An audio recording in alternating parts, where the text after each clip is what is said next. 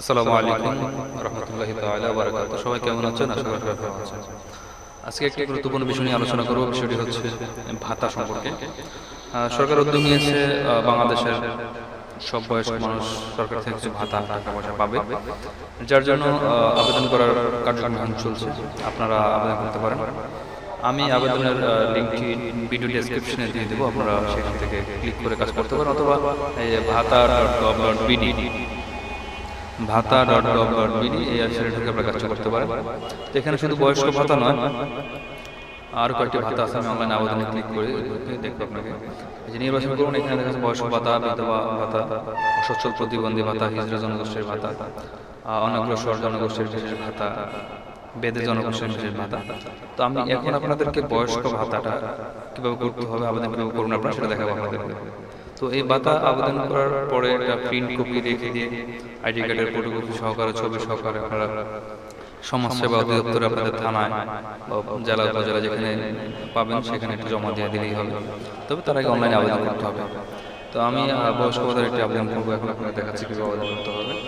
হ্যাঁ, তবে যদি আপনাদের ক্ষেত্রে অসচ্ছল প্রতিবন্ধী ভাতা হয়, সেক্ষেত্রে আপনাদের একটা কাজ করতে হবে, প্রতিবন্ধী কার্ডটি লাগবে, এই কার্ডের নাম্বারটা সেখানে দেওয়া লাগবে। আর বা এই ক্ষেত্রে আপনার শুধু আইডি কার্ড এবং নমিনির নামটা লাগবে আর মোবাইল নাম্বারটা লাগবে। তো আমি দিয়ে দিচ্ছি আপনাদেরকে, দেখে বয়স্ক ভাতা ক্লিক করে নিলাম। তো সর্বদা আমরা জাতীয় পরিচয়পত্র নাম্বার দিয়ে আমরা চেক করবো আমাদের তথ্যটি ঠিক আছে কিনা।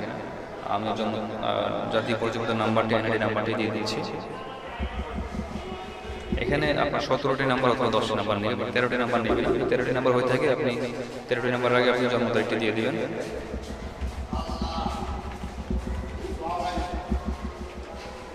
তারপর জন্ম তারিখ হচ্ছে 1947, 15 আগস্ট 1947।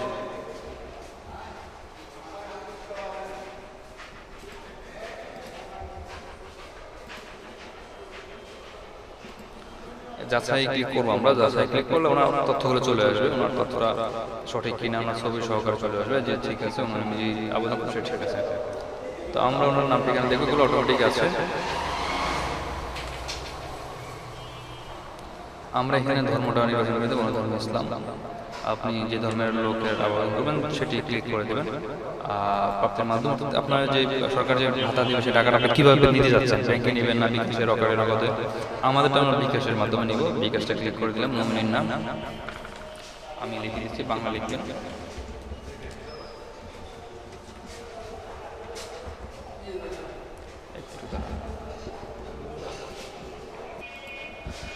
তো বলতে আমরা নমিনির নামটা দিলাম, অর্থাৎ ওনার অনুপস্থিতিতে যে দায়িত্ব পালন করবে অর্থাৎ ওনার টাকাটা যে নিতে পারবে, এই ধরনের কিছু একটা নমিনি।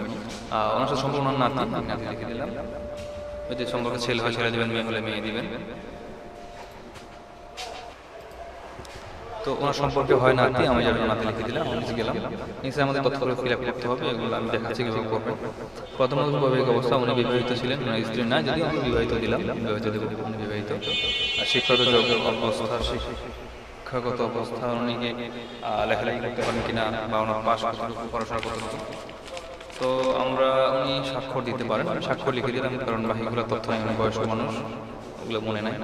আজ পরিবার সদস্য সংখ্যা, আমার পরিবার সদস্য সংখ্যা পুরুষ আছেন 2 জন, মহিলা সংখ্যা 1 জন, আর হিজড়া সংখ্যা নেই ওনার পরিবারে। পেশা উনি কি করেন? কিছু করেন, মানে কর্মহীন বয়স্ক মানুষ। বাসায় গায়ে তোমার নেই, কারণ উনি যেহেতু কর্মহীন, ইনকাম নাই, আমরা সিলেক্ট করবো না। তারপর শিক্ষাগত কর্মক্ষমতা সম্পন্ন তথ্য, শিক্ষাগত স্বাস্থ্যগত। তো আমরা এটা উনি কিছু করেন না বা কর্মক্ষম, মানসিক কর্মক্ষম, তেমন একটা না। আচ্ছা, কোনো সুবিধা? বয়স্ক ভাতার জন্য আমরা আবেদন করছি, বয়স্ক ভাতার সুবিধা নেবেন। বাসস্থান উনি নিজস্ব বাসস্থানে থাকেন, আমরা ক্লিক করে উনি যদি ভাড়াটিয়া থাকেন, ভাড়া লিখে গৃহহীন নিজস্ব হয়, সেক্ষেত্রে গৃহহীন লিখে দেন। উনি নিজস্ব ভাড়া আছে আমার যে জায়গা তারা আপনার করতেছি আমি।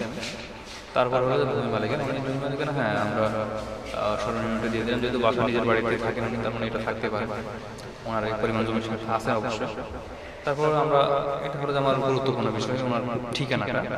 যেমন ওনার বিভাগ হলো যে আমরা যারা চট্টগ্রাম বিভাগে করছেন, আপনার জেলা চাঁদপুর, চাঁদপুরে পরে ওনার অবস্থানটা হলো যে ইউনিয়ন, আমরা ইউনিয়ন পর্যায়ে থাকি, ইউনিয়ন সিটি কর্পোরেশন। তারপর যেটা হবে সেটা সিলেক্ট করে দেবেন, ইউনিয়ন ক্লিক করে থানা যাবে, থানাটা আমার কচুয়া। তারপরে ইউনিয়ন ইউনিয়ন, আপনি আপনারটা সিলেক্ট করে দিবেন বা যারটা আবেদন তারটা সিলেক্ট করে দিবেন আইডি কার্ড দেখে। ওয়ার্ড নাম্বার এটা হচ্ছে 5 নম্বর ওয়ার্ড, পোস্ট কোডটা 3630। আপনি লিখে দিয়ে আপনার কোডটা জেনে নেবেন। আইডি কার্ডের পিছনে অংশ দেখা যাবে, এখানে পোস্ট কোডটা কত ওইখান থেকে জেনে নেবেন।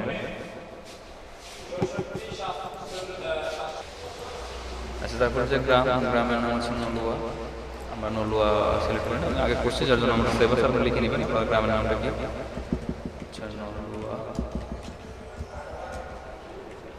মোবাইল নাম্বার, যে নাম্বারটায় আমরা টাকা আনবো সেটা আপনি ক্যাশ নাম্বারটা আমি লিখেছি, সেই নাম্বারটা আমি দেবো। নাম্বারটা আমার মুখস্থ নেই, মুখস্থ করতে হবে।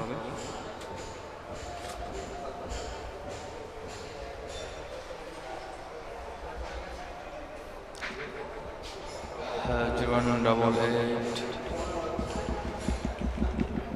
আচ্ছা, মালিকানা না, এটা হলো যে তার কার নাম্বার, নিজের নাম্বার হলে উপকার ভোগীর নিজের সিলেক্ট করে দিতে হবে। পরিবারের সদস্য, নিকটবর্তী অন্য ব্যক্তি মোবাইল নাই, তো ওনাটার পরিবার সদস্য অর্থাৎ নমিনি নাম্বারটা এটা দিয়ে দিলাম।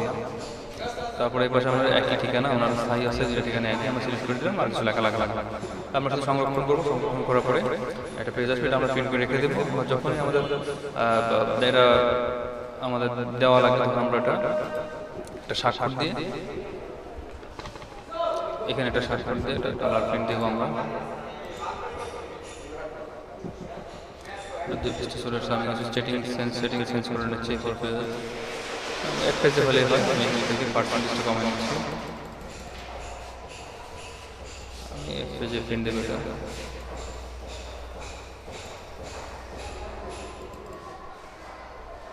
জি না, আমি এক পেজে প্রিন্ট দেবো, অল পেজ না, জাস্ট পেজ 1।